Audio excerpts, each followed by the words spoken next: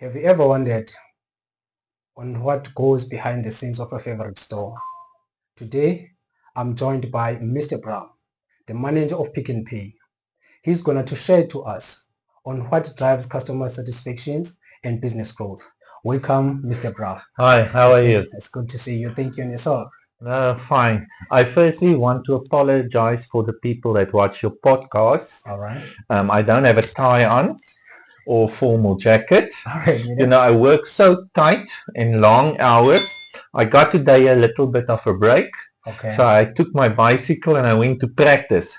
Because you need to keep your mind clear when you run a business. You also need to get a little bit of exercise. It's very important. So you need to balance your life. So firstly, I hope your podcast people or viewers forgive me. But yeah, I believe it will be a very interesting conversation. Thank you. I believe also that they will also forgive you. Thanks. It's great to see or to have you here. Without wasting any time, can you briefly tell us a little about of your background? Well, I grew up in the platteland, in a small little town in the Boland. The town's name is Riebeek West. And yes, look here, my father and my mother, they were not very rich. So they were very hard, like middle come, people that needs to work to keep the pot boiling, as they say. Okay. So the income that comes in went to our schooling, food, and luckily those years people could have like some chickens, or they grew some tomatoes around their house. So that's the way we lived. And and I grew up in that little small town village called Riebeek West.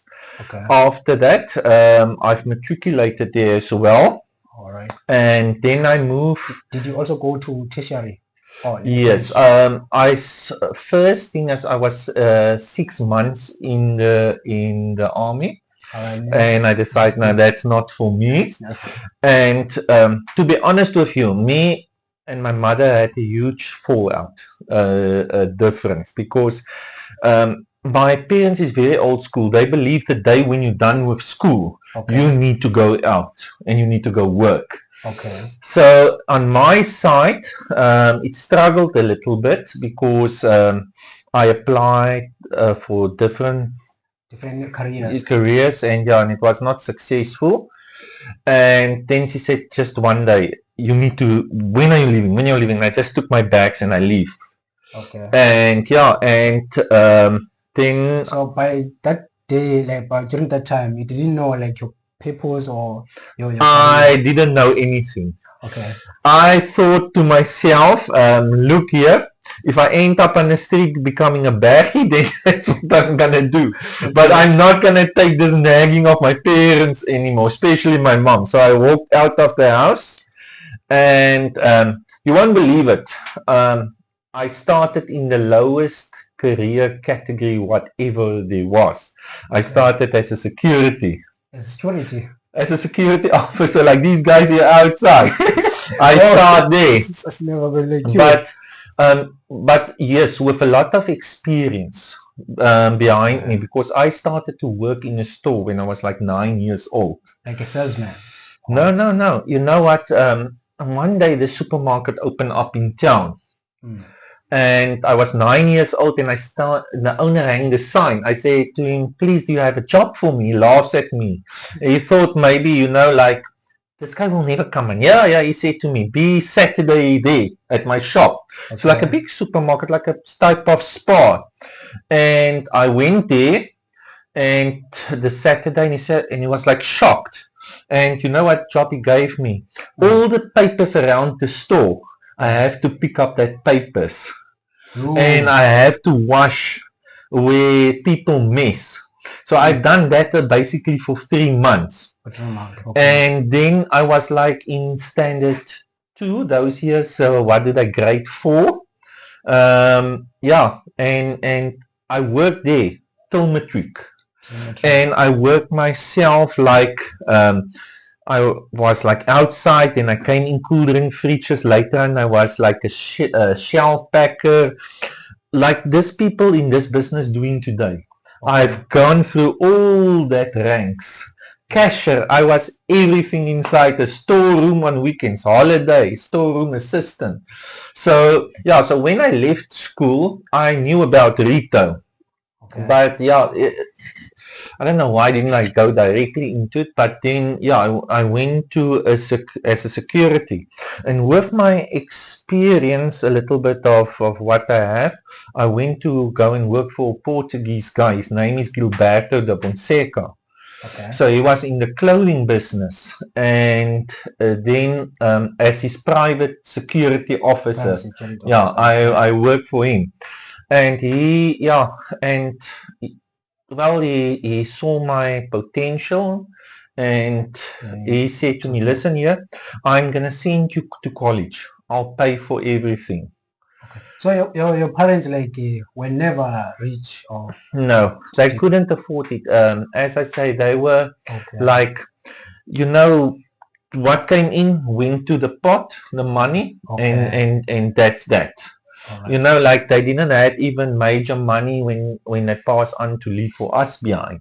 Okay. And yeah, so I think that's why they want us out of their house, because they were concerned. You know, they can't feed mouths and you don't work. So odd. Yeah. Yes. Okay. And yeah, and then this Portuguese guy saw my potential. He sent me to study, and he paid for everything. And I opened the Until first. you finish school.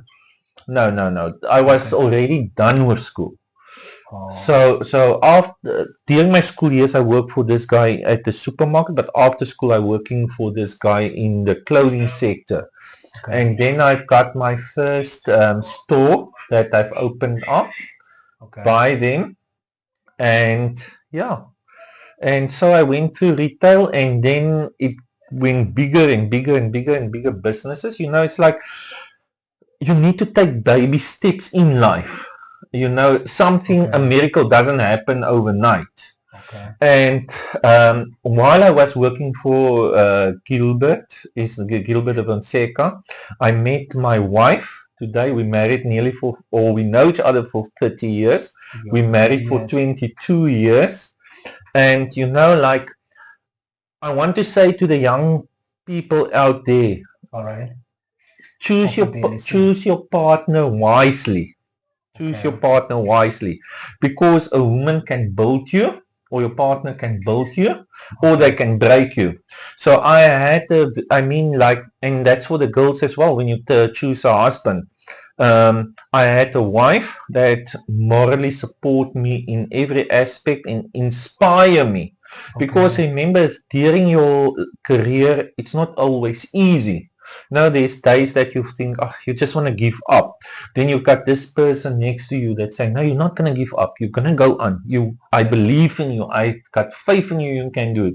And that inspires you. So your next achievement is just like that, and so you go up. Yeah. So she was working, your wife, during that time? Yeah. She was also not working for a, she also worked for a clothing company that made school clothes. And then she got retrenched. And then she went to work for, how can you say, the contracting company that make pipes. Water pipes, this plastic piping and so on. So they saw her potential and they sent her to study, and she went to study as an accountant. So yeah. Oh, she have a background education. Then she went to study as well in a college. Okay. I just wanted to ask you, because we see you that you are managed here in such a big store in Pick n Pay. So I wanted to ask, what inspired you to pursue a career in retail management?